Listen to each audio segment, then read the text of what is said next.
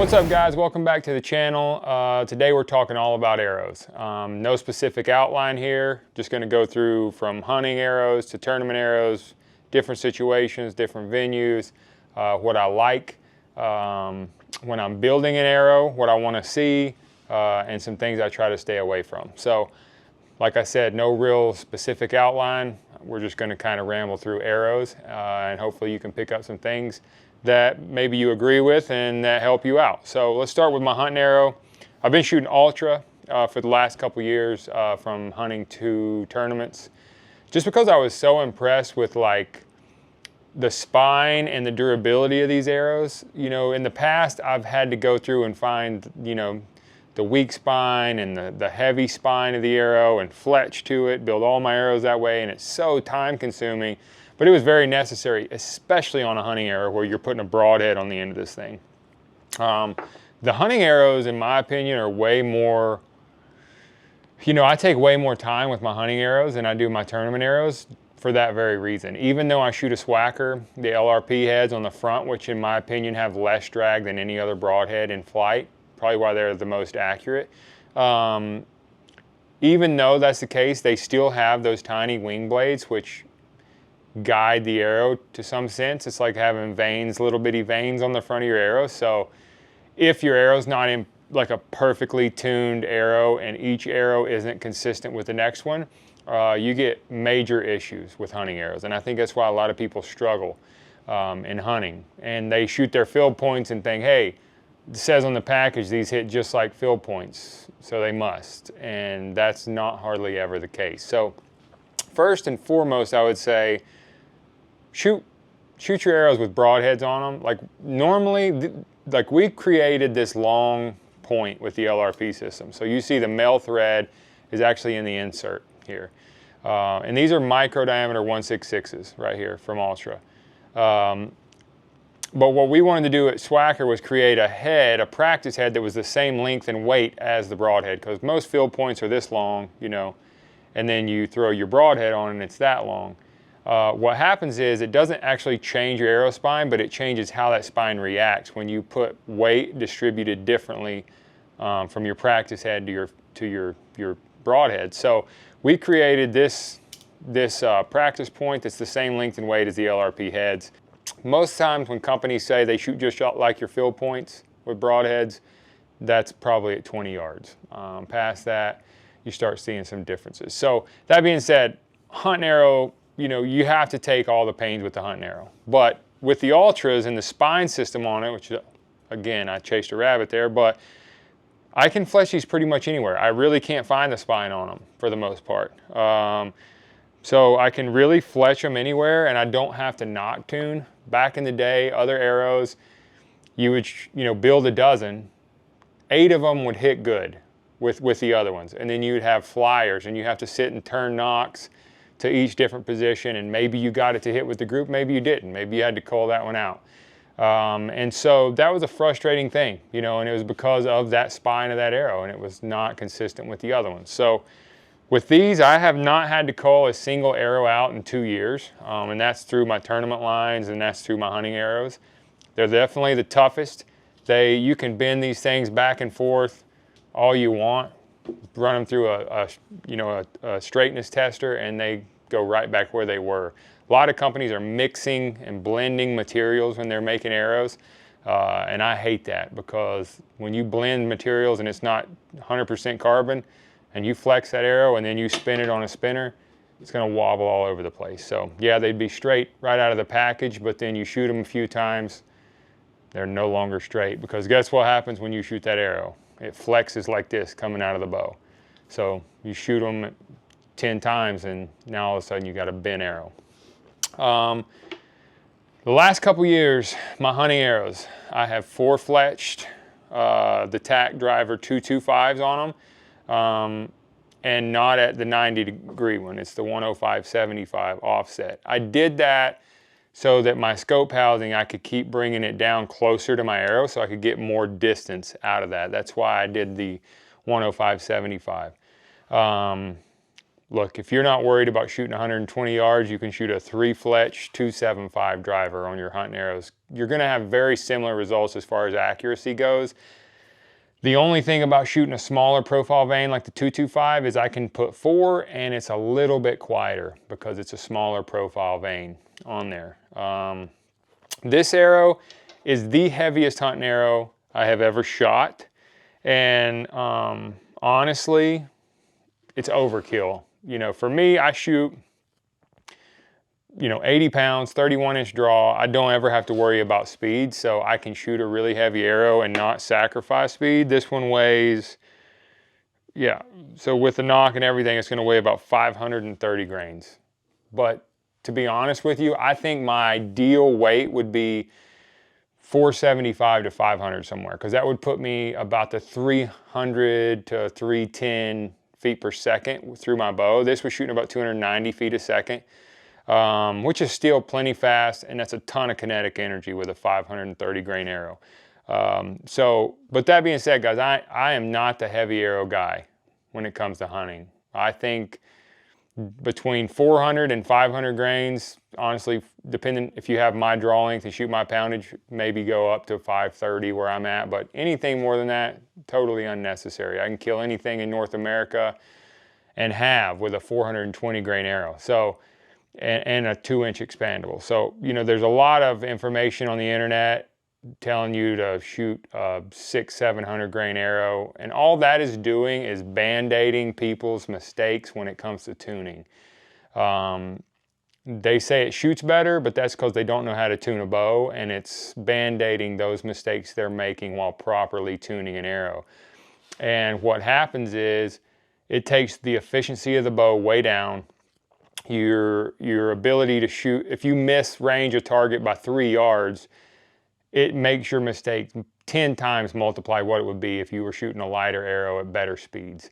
So I like to have common sense. I've never measured FOC once in my life. Most of the killers I know have never measured FOC once in their life. They just have common sense. They're not going to shoot a 300 grain arrow out of a 31-inch bow at 80 pounds, but they're also not going to shoot a 700 grain arrow because it doesn't make any sense. That's kind of my stance on it. If I have an arrow that weighs 430 or 530, somewhere in the middle there, fine with me. Somewhere between 280 feet a second and 310 feet a second. Anywhere in there, I'm happy. I'm more worried about accuracy. I'm more worried about tuning, having a precision built setup. And a lot of these people that are preaching these heavy arrows can't shoot for 1. So they're not shooting past 30 yards, and they can't tune a bow for 2. And they haven't killed a lot of stuff for 3. Some of these people I have literally seen on the internet preaching to people about what elk arrow they should kill. And I reached out to them and said, how many elk have you killed in your life? Oh, I've never even been elk hunting, but I've killed a ton of pigs. Well, let me tell you something, guys. I'm never going to tell you guys what to shoot at something that I've never hunted before. So just be careful who you're listening to. Go get your advice from people that have been through it and have hunted all kinds of different things in all kinds of different situations. So that's my hunting arrow. Talking about arrows, this goes no matter tournaments, hunting, no matter what. People are always worried about this end of the arrow and how straight it is, and how that spins, But I'm telling you, the most important end of that arrow to have perfectly square is your knock end. That's the arrow where that string is hitting and that power curve and that power force is hitting. And if it's not hitting, driving right down the center of that arrow consistently, from arrow, you're going to have so much inconsistencies, on impact, on grouping. So that's what I make sure. Even just a little square end tool like this, I want to make sure that this end of the arrow is perfectly square, and I want to make sure my knock is fitting great. I've done videos on knock fit before, maybe we'll do one again, but make sure your knock fit is right and this end of your arrow is perfectly square. And that goes top to bottom. And that's my hunting arrow. I'm going to stop there on hunting. Let's move on into the tournament line. I have won, I think in the last year, I've won with every tournament arrow that Ultra has. I just wanted to really go through the line and prove to myself and understand, which one was my favorite, really learn it. And so I started with the 27s, which is the first arrow I shot with them for tournaments, the biggest one they make, the Centurum Premiers, and won right away with it. I think I won maybe the first tournament I shot with an Ultra, but one of the first tournaments. So right away I won with the 27. This is out of a tournament bow that I'm shooting about 72 pounds on. Let me see what this one weighs. This one weighs 450 grains, shooting about 294 feet a second. So we have, in the ASA, this was my ASA arrow, we have a speed limit, which is 299, I think is the fastest we can shoot until we get, I think maybe we get DQ'd at 299. I don't flirt with the line very much. 294 is about as fast as I shoot in ASA, and that's between 290 and 294 is where I want to stay. Shooting 275 drivers on these, 3 fletched, because I'm shooting them off a blade rest. I shoot that Q80 TRI blade. I don't like dropaways for tournaments.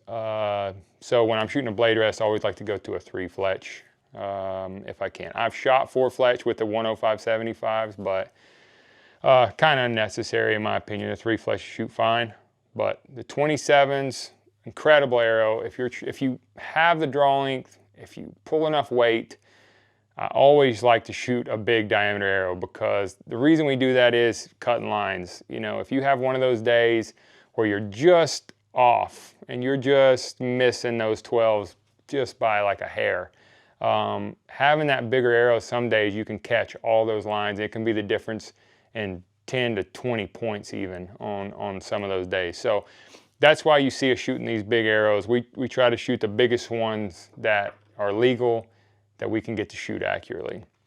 So after the 27s, I went to the 23s for IBO, because our speed limit in IBO is a little higher. We're allowed to shoot a little more speed. I wanted to go to a little lighter, smaller setup.